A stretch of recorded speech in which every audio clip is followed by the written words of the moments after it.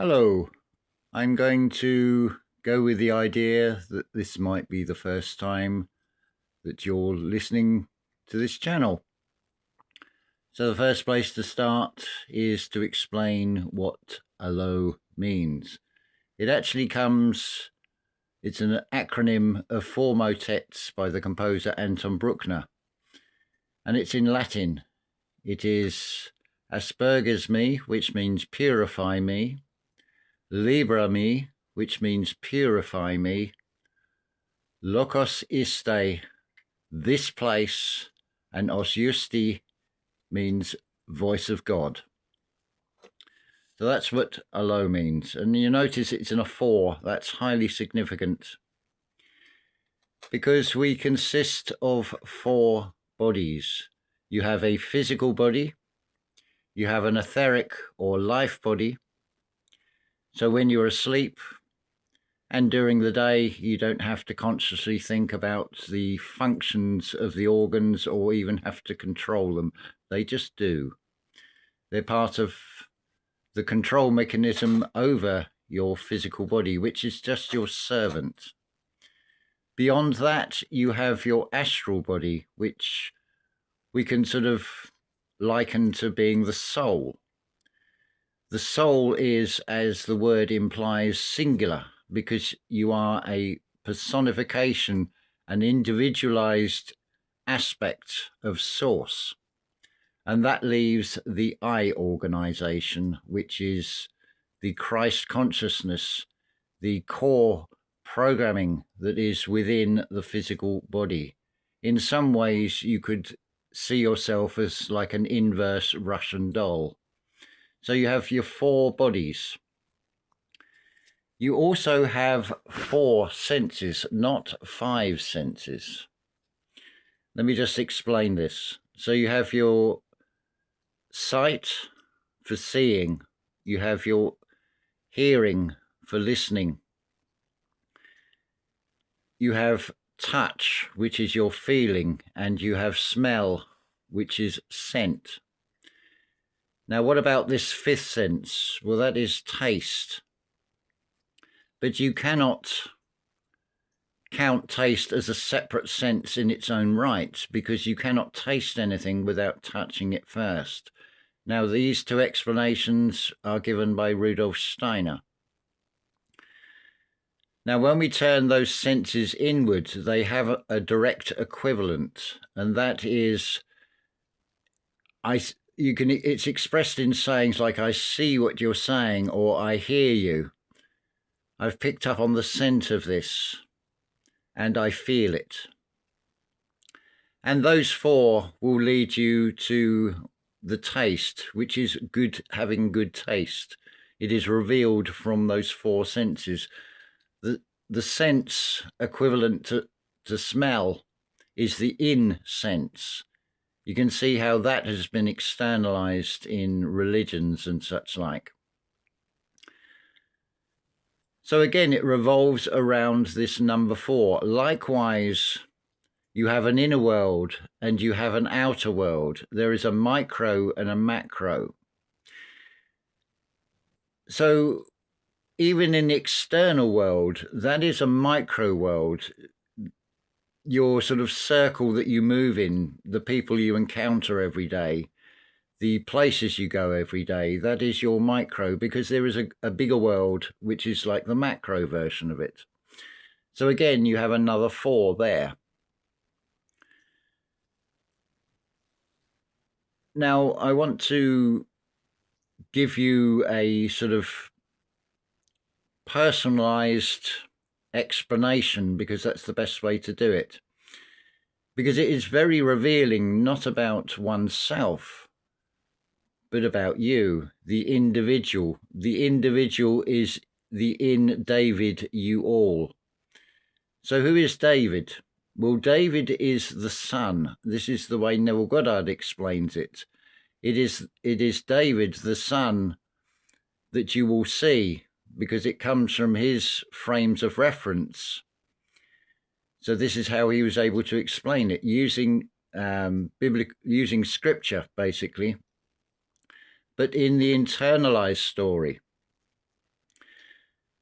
So it is David who will see you and call you and refer to you as my Lord. That is how you know who you are.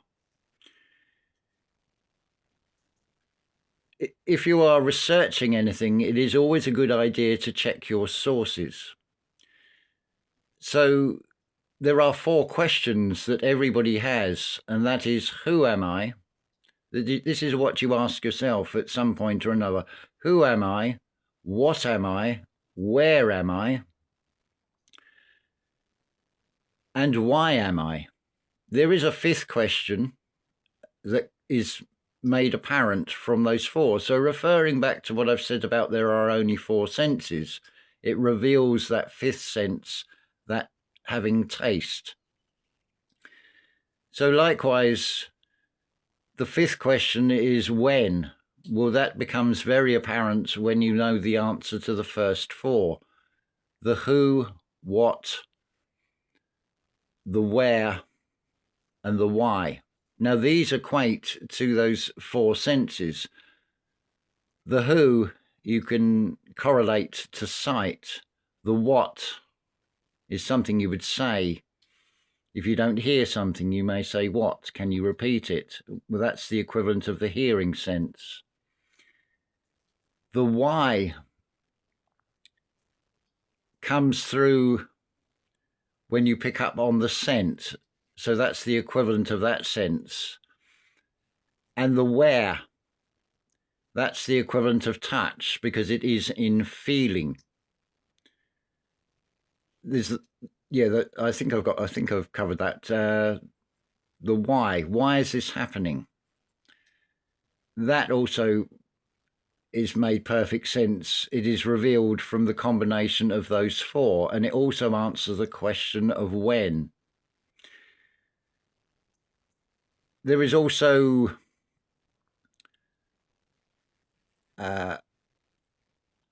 other ways of explaining this. Say, for example, we take Alan Watts and he talks about life being a dance. Well, what do you need to take part in that dance, this dance of life? You need to pick up on the rhythm. You need to feel the music. You need to get with the pulse. So now to give you the personal thing, and it's very powerful, and it is very revealing about you, the individual, rather than about I. Now stop growling at each other, you two. The cat's having a little dispute here. So what I'm going to say to you, I want you to just hear and not react or even respond to it. Over the last month, I have had 3 strokes. Well, that's breaking pattern, because in baseball, if you have 3 strikes, you are out. Well, I'm not out.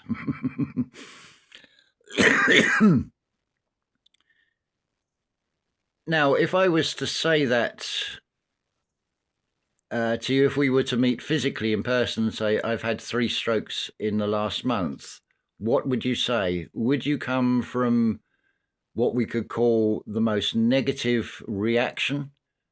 And that would be the reply along the lines of, well, you should give up smoking. That's a very ignorant thing to say. I'll explain all this. I'm going to take you through all the steps. Many more will say, oh, you should go and see a doctor, or you should go to the hospital. Well, I am a doctor. Who feels things first? Do I feel it in this physical body, or is the external doctor going to feel it? Then we can come on to the more of a response reply. Some of you will say, take it easy. More often, that is just a subconscious response, because it is about taking it easy. Because why make things difficult for yourselves? It's like looking for the answers to answer those 4 questions. The answers are very simple. It is very easy. So yes, I am taking it easy. But the best response Or actually, I did get this. Somebody said to me, well, you look really healthy considering. That's because I am. Because it is not the way things appear. The thing to remember is we are in a photo-negative reality. So things get flipped over just in the same way as if you see the positive image, which is the photograph, and the negative image, which is the negative. If you compare the two, you will see that red and green flip over, blue and yellow flip over, and also light and dark flip over. They become the reverse in the negative. This is the realm we are in. So when I say to you, I have a heart condition, what are you actually hearing there? What I'm actually saying to you is the heart is in a condition. It is a condition of expansion. Why wouldn't it be? When you are going back to check your sources, and in this case, to find out who you are, why you're here, what is your purpose, and what exactly you are, requires going back to the source. And then coming to that realization, which you will only feel inside. You won't see the light in the external world. You don't see light in the external world. What you see is illumination. You see the extrinsic value of light, which is the illumination. And in this reality, it is illumination because it's flipped over. It becomes a negative polarity. Hence the reactions I can get if I say I have a heart condition. But what is really going on? Well, that I can reveal to you because I have been back to source. I am not source per se. I am an aspect of source. I am a in David you all aspect of source. Source comes into this reality in many forms. It's omnipresent. Source will decide which it will fuse with, where you become one with it. This again, I refer you to Neville Goddard's explanations. I also refer you to Rudolf Steiner when he says, you have to get the other side of the sun and see through the sun. Well, that is source. These words are just inadequate descriptors, but they can be very useful, and depending on how it is said, it may resonate with some of you and a lot more it won't resonate with. This is reflected if we take the story of Jesus carrying his cross, where he's going to be crucified. If he is the Son of God and such a miraculous saviour, why is there a jeering crowd? And you will find this is the experience. You will only be able to pass this message on to show the way to a very few. But that's all part of this game. That becomes revealed when you do go back to source, to what I would call the 10 seconds of forever. At the 7th second of forever, you contemplate all the things you are not. At the 4th second of forever, you have that realization that there is nothing that you don't already know. It is that simple. It requires going back to source. Always check your sources. So let me explain what is happening with this heart condition. It requires a little bit of a backstory of this avatar. There was a time where the heart rate was at 40 pulses per minute, and I could even get it down to 37, because it's about taking it easy. Now, there is a micro and a macro to everything. So what is going on internally?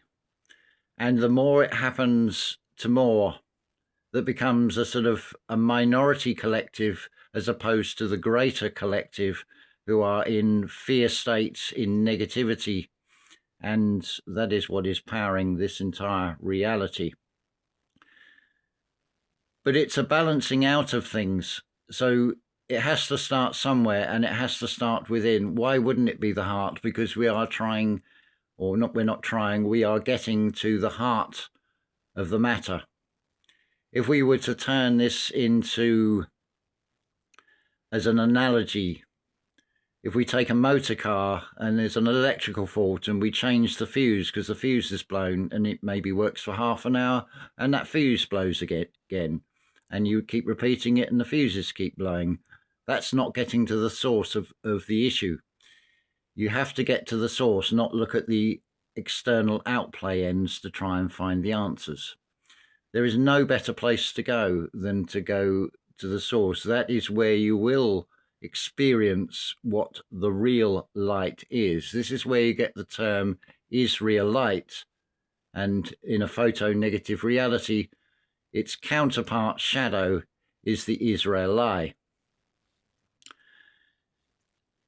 So the heart condition, we've progressed from 40 pulses per minute. Now, if you, the sort of average for humanity collectively is between 60 and 100. But if I was to stand up from this chair and walk the distance of maybe, I don't know, 4 meters or 12 feet to the toilet, my heart rate would be going at 2 pulses a minute, which is 120. Because this heart rate is now far more rapid, because time is speeding up. It is reflected internally what is happening externally. The life-threatening point is when it stays at 200 pulses per minute or more for more than a few seconds.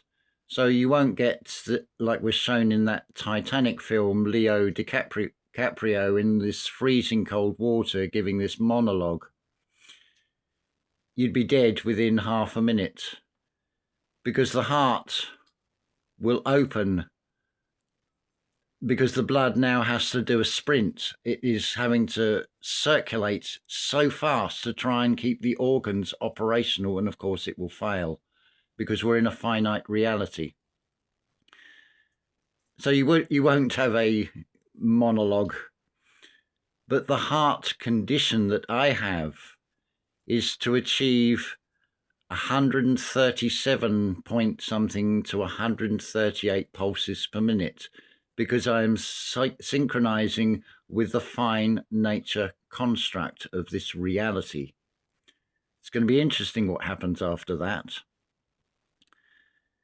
It's well within that 200 range. It's not even 75%, so it's perfectly achievable. In a way, what you could say, what I'm going through at this present time is the equivalent of someone who is training to run a marathon in the Olympics. It requires a training period.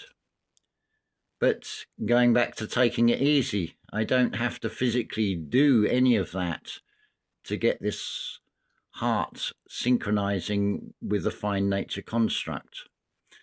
That is where this is going. So you could say what I actually have is a heart unconditioned, because it's unconditional love, the message that I am putting out. It is coming from a place of love. I am of the United States, not of America. The United States of love. It is where you become one. So the ego and everything else that makes up the individualized you is all singing from the same song sheet. So you become a chorus, a core of us is another way of explaining it. So going back to the way Alan Watts explains it, the dance of life, it's synchronizing with that pulse, that beat of this fine nature construct. It is a preparatory period, because there is a time coming where you'll be able to walk out of this reality. The Gospel of Thomas, this has just come flashed into the mind, talks about taking off the garment for the last time and trampling it under your feet. It's the physical avatar that you won't need as you transition into the photo-positive reality when we go into this Exodus period. You will get a new garment. You will get a new identity. If I was to describe myself, I could say I am the Word made flesh. That could sound very arrogant and very egotistical. To many who are of the Christian affliction, they would say, that's blasphemy. Well, a blast of me is exactly what you need, because it's about expansion. So to some, this may be a bombshell. It may be an atomic bomb. Notice how that looks like a brain. Another way that's just flashed into my mind to explain this is a song by the group Ultravox from the 1980s. I've covered this. It's the album called Rage in Eden, and there is a song called Stranger Within. And it basically tells you at the end of that song, I am the stranger within. It's the Christ consciousness inside you that you're denying by holding on to these belief systems, wrapping things around what you think you know, which is why I get these reactionary things of, you should go and see a doctor, you should give up smoking, all this should, could and would nonsense. All based on things they think they know but don't know. A human in its pure form is very destructive. It's part of this reality. The physical body that you find yourself in, the avatar, is very much a part of this reality. This reality is photo-negative and it is destructive. Life is through destruction. Just look at the plant kingdom. Consider what the trees are rooted in. It's decaying matter of previous trees and foliage and the whole plant kingdom. It's the closest it can get to infinity is through death. But it is through the death of oneself, of the ego, as it were, the surrender. It's not actually a death, it's just a surrender, because the ego is an integral part that makes you the individual you are. I will leave over to the next video about ways to get to source, because what you also have to consider is the pattern here. Source, the Oversoul, soul, God, whatever you want to call it, is a king in this sense. Does a king go looking for things, or does a king hold an audience? You have to make the effort to approach source. Now, religion has given you intermediaries with priests. The intermediary that you seek is your higher self. You surrender to your higher self. Your higher self will lead you to source, and you will realize that you are just an aspect of source. So coming back to a biblical way of explaining it, where this Jesus character says, my Father and I are one, now makes perfect sense, because you are an aspect of one. It is also the fool's journey, which references the Alpha and the Omega, the beginning and the ends, because the fool in the tarot deck is both card 0 and 22. It is both the beginning and the end. It just depends how you see it. But it is both at the same time. So more correctly, what I could say is I have a heart unconditioned. And that is reflected in this reality, because many want to know who is behind everything. Well, the answer is you know who. UNOWHO. World Health Organization and United Nations Organization. The United Nations are when you become one inside yourself. So it is UN conditional. And everything in this external world is UN conditional, the way things are conducted. There's always directives from the United Nations Organization. Don't be fooled and think there is not already in place a one world government. Likewise, this Agenda 2030 It is nothing to do with the year 2030. That is the final year of an 11-year period that started in 2020. That number 11 is very important, because with the number 4, you also have the number 7, the 7 wonders of the world. Well, your internal world, it's your chakra system. The 7 main chakras that are all in alignment. It is starting from the place of the sun, the solar plexus, falling to the root, and then rising right to the crown. So you have to take the active steps to go to source. I can only guide you. You have to do this yourself. You have to go through this experience yourself. That is the only way you're going to know this. So again, referencing something I think Alan Watts said, somebody said to him about having a heart attack. I'd recommend everybody has one, because what also comes with that is that realization of how precious every moment is in this experience, how we spend our time. That is your true currency, to spend your time wisely. So yes, why wouldn't it be the heart? It makes perfect sense, because it is coming from the heart, and it is about getting to the heart of things. So yeah, next video I will give you various methods, because there is no one size fits all with this. It's something I've spoken to before in video, but I'll leave it over. But it does revolve around this number 4. So if you add the 4 and the 7, this is why the number 11 is highly significant. The number 33 you'll find crops up a lot, and also the number 44. But they are just descriptors, again, of this reality. The photo-positive reality is very different, with a very different mathematics than this reality. Imagine that you no longer have to eat physical food, that you can just breathe in and be sustained from that. Breatharianism is done by a very few in this reality. It is almost a soul memory of this photo-positive reality where we came from. We are just passing through this reality. This is not our world.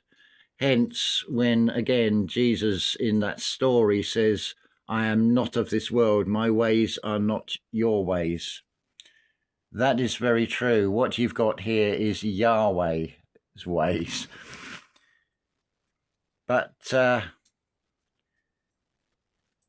things play out. So why you have this external theatre show of a continuous bombardment, a sensory overload of so many things that are happening, it is having to do that out of sheer desperation, because there is a balancing.